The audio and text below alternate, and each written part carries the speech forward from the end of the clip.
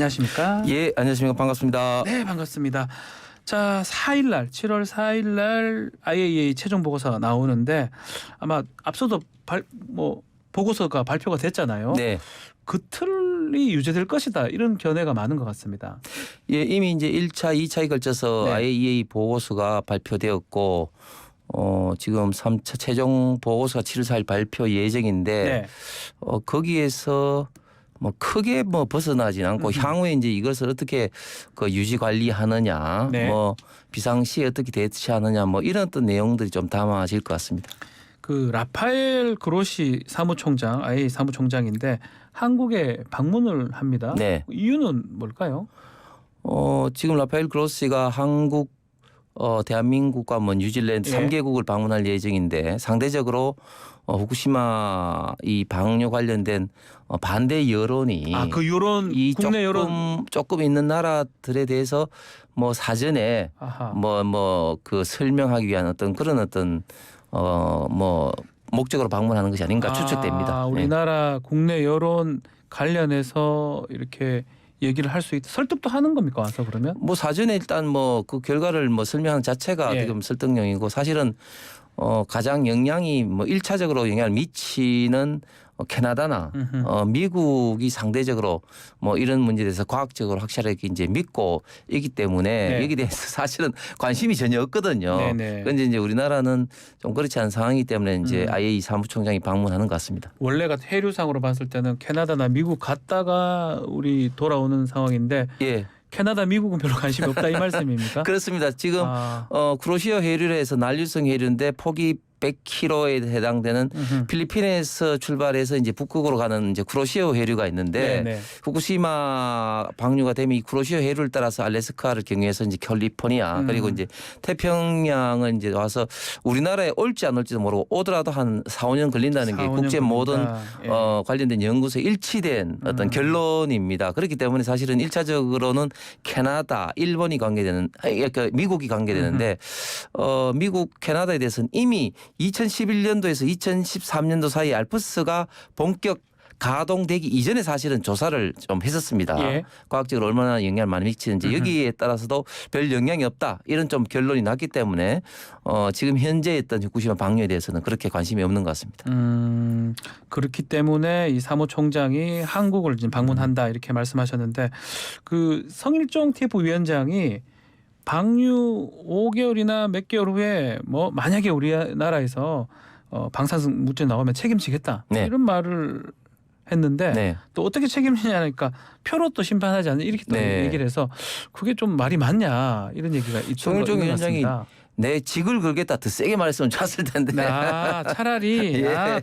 표로 심판받는 거는 예, 또 그렇습니다. 이게 예. 사실상 아까 말씀드렸듯이 5개월, 7개월 이후에 원리도 없고 네. 그리고 또 유의미한 어떤 방사능 수치가 일어날 수도 없습니다. 왜냐하면 좀 전에 말씀드린 것처럼 정말 위험한 것은 알프스가 본격 가동되기 이전에 네. 2013년도 이전에 이제 방류된 것이었는데 그 방류된 것이 벌써 와도 2번 이상 올 어떤 그런 어떤 시간이 지났지 않습니까? 네. 그럼에도 불구하고 현재 우리나라 해역에는 유의미한 어떤 방사능 어떤 변화 어떤 수치가 없습니다. 그런 걸로 봐서는 앞으로도 그럴 방사능 변화가 있을 어떤 그럴 가능성은 거의 없습니다. 10년이 지났는데도 네. 없는데 앞으로 이거 한다 해가지고 있을까 이 말씀이네요. 네. 자, 한편 민주당에서는 여당이 자꾸 먹방 이런 거 하는 거 네. 아니다라고 비판을 하고 있어요. 네.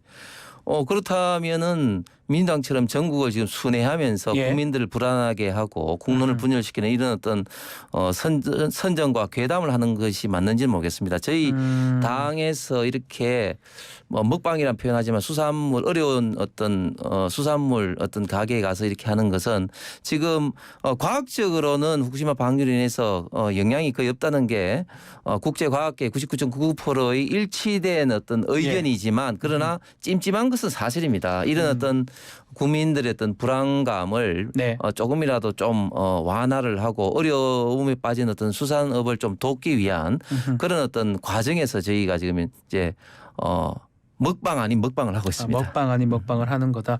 민주당 그 방류 한 6개월 정도 보류하고 한일 양국이 환경영향 평가도 하자. 근데 여당은 지금 IAEA 결과만 네. 충분하다. 네. 이런 입장인 겁니까? 제가 최근에 민주당의 이야기를 들어보면은 예. 야, 이런 어떤 당에서 정말 집권을 했나 이렇게 정말 아하. 국제 감각 외교 감각이 없나. 그래서 싱하이밍 대사 찾아가서 머리를 이재명 대표가 조아리고 국제 지금 현재 또 분쟁이 있고 또 달라이라마의 망명 정부로 최근 한 10몇 년간에만 해도 또 성녀가 많은 분들이 이제 분신 자살한 이 티벳을 네. 또 도종환 또 위원장이 또 방문하고 이렇게 했나 이런 생각이 듭니다. 네. 이 문제는 특히 이런 어떤 원자력이라든지 핵 문제는 특정 국가의 문제가 아닙니다. 네. 그래서 유엔 산하에 이런 어떤 문제를 가장 효율적으로 할 수 있는 전문가 기구인 IAEA를 50년대에 만들었고 여기서 이제 NPT라든지 이런 어떤 국제적인 핵 협정 체제를 다 이제 관할하고 있는 것이죠. 그래서 한일 환경영향 평가가 이루어진다고 합시다. 그러면은 미국이나 캐나다 그런 관련된 국가에서 역시 한국과 일본이 과학기술이기 때문에 저는 우리 국가는 전적으로 그걸 신뢰한다 이렇게 나오겠습니까? 절대 그렇지 않은 거죠. 그렇기 때문에 국제적으로 가장 전문가 집단이고 권위 있는 IAEA만이 이 문제에 대해서 할 수가 있습니다. 그렇기 때문에 문재인 정부 때도 IAEA에 우리나라 원자력 안전기술은 킨스에서 전문가를 한 분 파견을 했는 것이죠. 네. 그렇기 때문에 한일 간의 환경영향 평가를 하자 이런 어떤 이야기는 전혀 지금 현재 관련된 국제 어떤 문제라든지 이런 어떤 관련된 문제를 모르고 하는 이야기입니다. 자, 그렇다면 국민의힘이 2년 전에 방류 반대 결의안을 냈었잖아요. 네. 그때하고 지금 상황은 좀 달라진 겁니까? 제가 2년 전에 이제 이제 저희 촉구문도 다시 한번 확인을 했는데요. 그 이제 촉구문에 어떤 내용이냐면은 좀 더 이제 문재인 정부가 적극적으로 이런 문제에 좀 대응을 하라. 네. 그리고 국제 이제 IAEA라든지 이런 것은 이제 신뢰성 있는 과학적 검증과 관련된 자료를 많이 이제 달라. 뭐 네. 이런 식으로 촉구를 이제 했습니다. 그렇기 때문에 지금 민주당에서 이야기하고 있는 이런 선전선동 괴담 이런 거하고는 완전히 결이 다른 그런 촉구 결의안이다 이렇게 말씀드리겠습니다. 그때랑 다르다. 자, 정부가 지금 1일 브리핑을 하고 있습니다.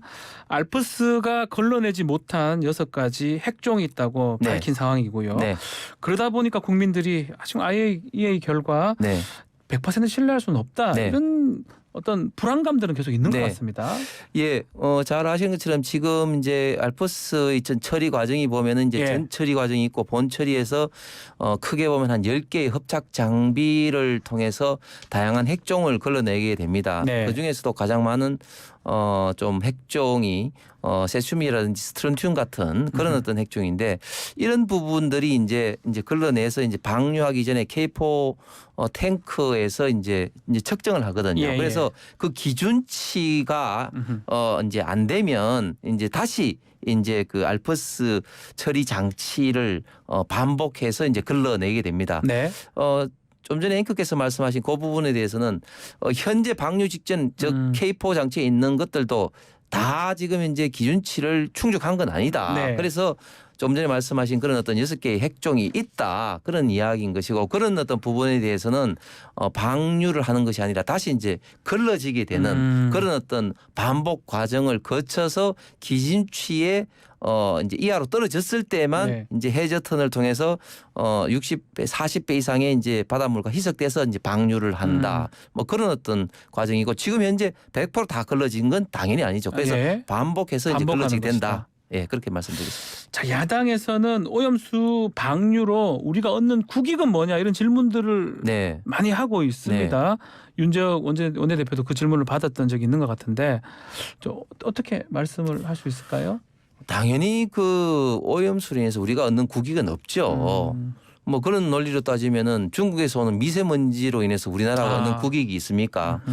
이 사항은 강경화 장관도 이야기도 했고 문재인 정부의 많은 또 장관들도 이야기했지만 이 사항은 원칙적으로는 일본의 주권적인 사항입니다. 단지 이게 주변 국가들의 영향을 미치기 때문에 IAEA 같은 어떤 국제기구라든지 주변 국가들이 같이 이제 이 문제에 대해서 협의하게 되고 뭐 하는 그런 것이죠. 그래서 우리의 어떤 주권적인 사항으로 이걸 일방적으로 일본에 대해서 방류를 못하게 막을 수는 없는 것이 아니겠습니까? 그래서 국제적으로 협력할 수밖에 없는 그런 문제인 것이고 그래서 우리에게 득이 되는 건 뭐냐 네. 이런 식으로 어떤 논리는 아하. 전혀 맞지 않는 이야기입니다. 아, 그런 얘기는 할 필요가 없다 네. 이 말씀인가요?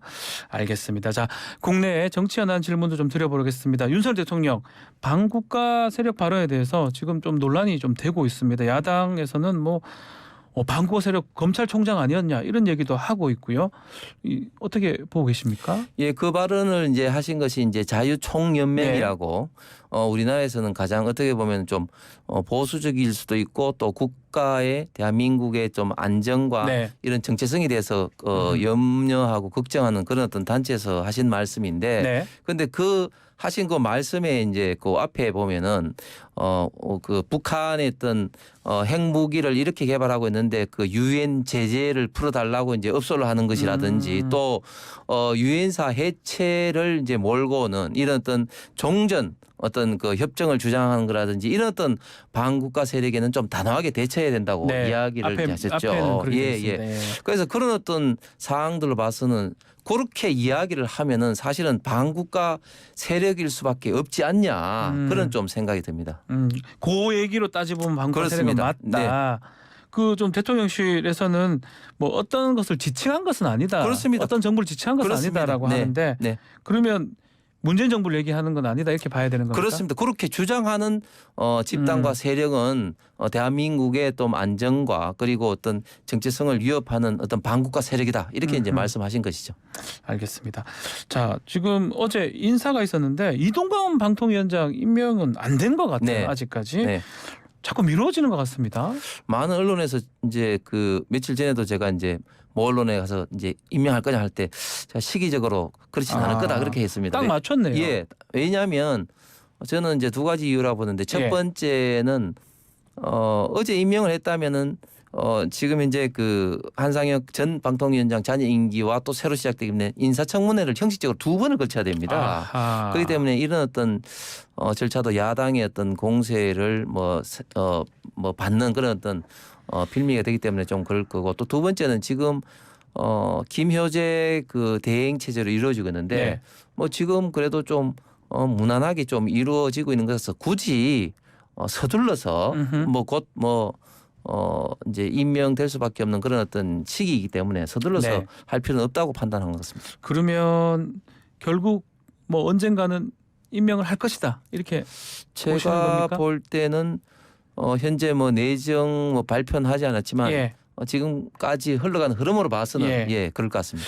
자녀 학폭 논란 이 부분은 뭐 괜찮을까요? 뭐 이것 때문에 좀 미뤄지는 거 저는 관측도 있는 것 같고요. 저는 그렇지 않습니다. 지금 처음에는 사실은 이제 자녀 학폭 문제가 굉장히 저희 당 내에서도 많은 우려를 했습니다. 저 역시도 많이 우려를 했습니다. 그런데 점점 이제 실체적 진실이 저는 좀 드러나고 있다고 보는 게 보통의 어떤 학폭은 학생 시절에 받은 어떤 그런 어떤 물리적인 폭력에서 많은 정신적 충격을 받아서 그게 계속해서 쌓여지는 거 아니겠습니까? 네. 그런데 이 사건은 보니까 당시에 학폭이라고 뭐 피해를 받았다고 했는 학생들이 오히려 지금이 아니고 과거에 2011년도에도 이동관 특보의 아들이 다른 학교로 강제 전학되는 것을 막았다.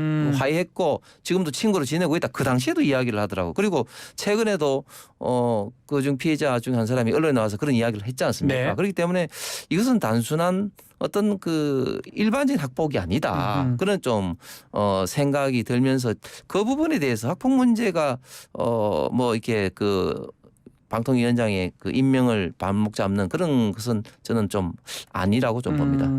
자, 어제 장차관 인사는 전체적으로 어떻게 평가하고 계십니까? 예, 그 생각보다 조금 소폭이었습니다. 처음에는 생각보다 적다. 장관급이 뭐 산업부 장관이라든지 또 뭐 가기별 이렇게 됐습니다만은 장관급은 이제 두 분으로 이제 됐고 차관이 상대적으로 많았었는데 그것은 그만큼 일단 첫 번째는 장관은 상대적으로 이제 인사청문회라든지 예. 뭐 그런 어떤 과정을 거치기 때문에 시간이 좀 걸리는 것 같고 반대로 좀 차관은 실질적으로 좀 일하는 자리에서 기존의 뭐 비서관들이라든지 또 상대적으로 많은 좀 어떤 풀을 가지고 이게 많이 인사가 좀 나는 것 같습니다. 네, 그 지금 말했던 것처럼 그 차관 자리에 용산 대통령실에 근무하던 비서관 5명이 지금 갔습니다. 네, 대거 네. 발탁이 됐고, 네. 박근혜 예전 정부 때 실차 차관 뭐 이런 얘기도 있었지 않습니까? 네, 네, 네. 이명박 정부 때는 왕차관 또 얘기가 있었고요. 뭐 그런 상황 아닌가 이런 또 얘기도 있는 것 같습니다. 그래서 뭐 조직에 있어서 물론 이제 장차관의 어떤 그런 어떤 위계 질서도 중요하지만 또 대통령과의 어떤 인적인 어떤 관계 때문에 또 차관의 어떤 영향이 큰 때도 있었죠. 뭐 그것은 뭐 박근혜 MB뿐만 아니라 문재인 뭐 대통령 정부 때도 있었고. 네. 그런데 지금은 이제 그런 어떤 문제보다는 좀 상대적으로 대통령과의 어떤 국정 철학을 이제 같이 공유를 하면서 네. 특히 이번에 차관들은 대부분 해당 부처에서도 굉장히 좀 엘리트로 평가를 받아서 이제 그 대통령실에 이제 비서관으로 대부분 이제 다 이제 근무를 했던 분입니다. 네. 저도 뭐 개인적으로 대부분을 알고 있는데 그렇기 때문에 좀 대통령이 좀 국정 철학을 해당 부처의 정책을 할 때 좀 많이 좀 그 실질적인 어떤 역할과 힘을 많이 불어넣을 것 같습니다. 정확하게 국정 철학을 이해해서 실행을 할 것이다. 네. 그게 이 사람들의 역할이다. 그렇습니다. 네. 알겠습니다. 자, 오늘 말씀 여기까지 듣겠습니다. 감사합니다. 예, 감사합니다. 홍석준 국민의힘 의원과 함께했습니다.